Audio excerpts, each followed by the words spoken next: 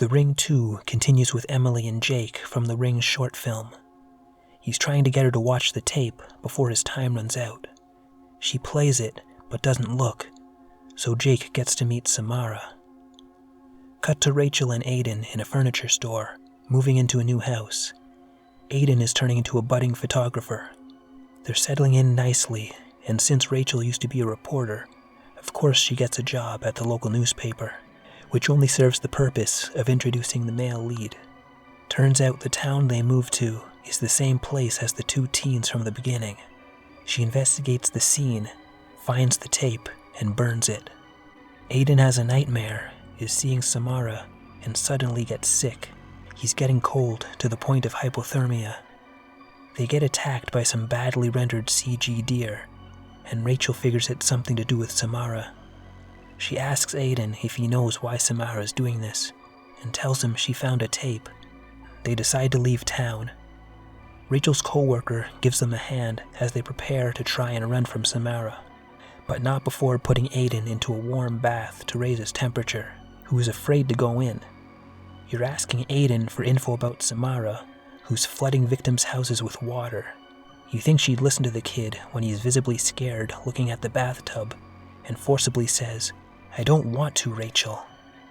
Who the hell wrote this? This movie was completely unnecessary. Money! Rachel sees Samara come out of the tub.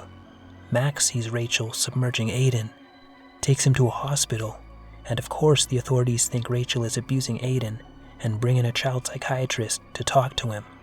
Rachel figures Samara is possessing Aiden to take his body so she can live again. Aiden is able to show Rachel a couple cryptic clues to follow while she's forced to stay away from him. The story goes back further into the history of Samara's family. In the first movie, we learned about her adoptive mother. Now we learn about her birth mother.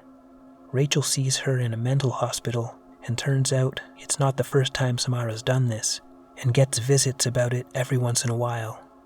That scene was mildly interesting, but afterwards, I remember telling myself, this movie is terrible. Money!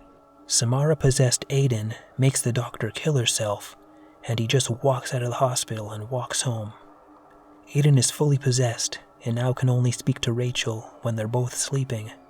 In a dream, he tells Rachel she needs to kill him to get rid of her.